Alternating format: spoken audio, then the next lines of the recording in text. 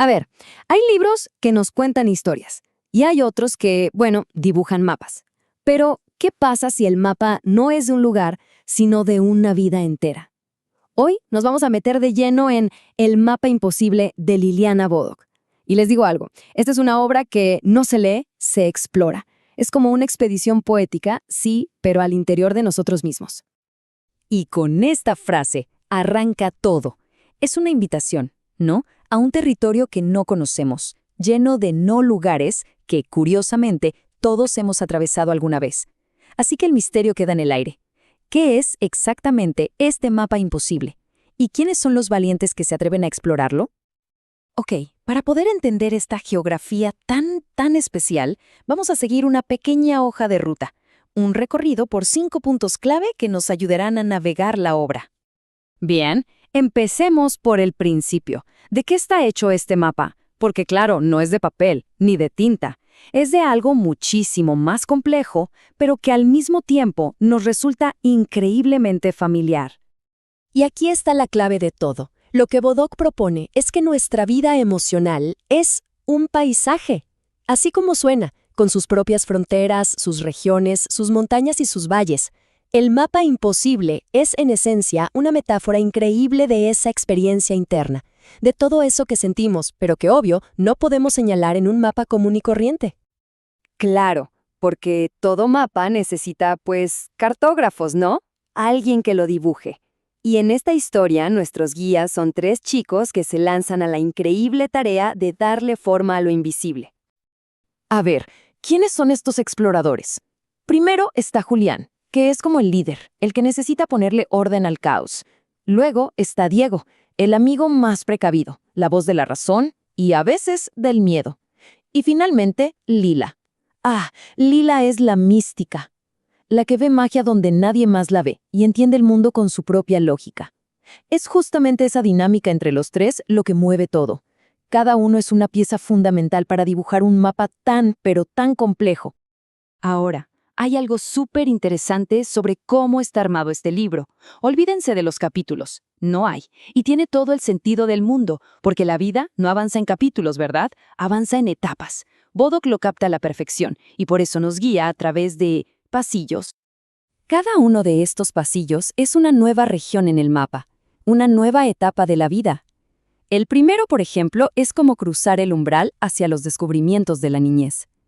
El segundo, bueno, ese nos mete de lleno en el territorio extraño de la adolescencia. Y el tercero, el tercero nos pone cara a cara con la pérdida. Y ojo, que esto de los pasillos no es solo una idea abstracta, es la forma visible del libro. Cada uno de estos portales nos avisa que los exploradores, y nosotros con ellos, estamos a punto de cruzar una frontera hacia un nuevo nivel de comprensión. Y es en ese tercer pasillo donde el viaje se pone más denso, más oscuro. Hay una frase que lo dice todo. Allí entendimos el terrible significado de la piedra. De repente, el mapa ya no se trata solo de descubrir cosas nuevas. Ahora hay que enfrentarse a lo que no se puede cambiar. Entonces, ¿qué es la piedra?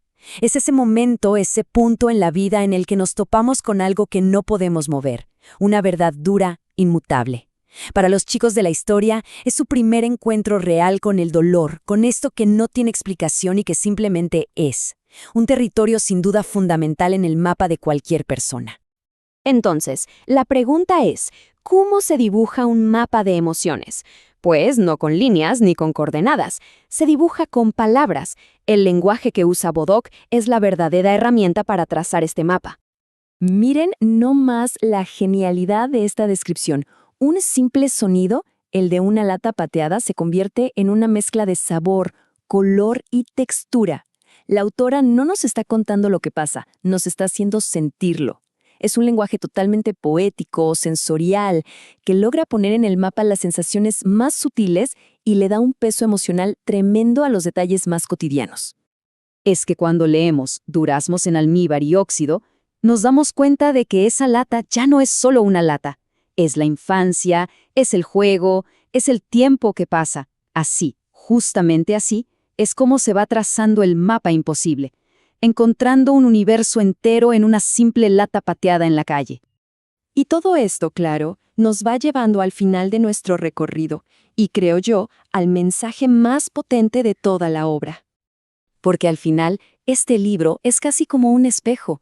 Nos deja ver que Julián, Diego y Lila no son los únicos exploradores. En realidad, todos lo somos. Cada uno de nosotros está todo el tiempo dibujando su propio mapa imposible, con cada alegría, con cada duda, con cada pérdida. No hay un camino ya hecho, solo existe el que vamos creando al andar. Y esa es la gran pregunta que nos deja flotando esta obra.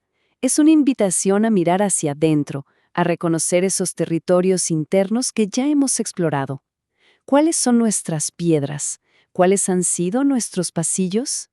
Quizás, al final de todo, el acto más valiente no es salir a explorar el mundo, sino atreverse a dibujar el mapa del propio corazón.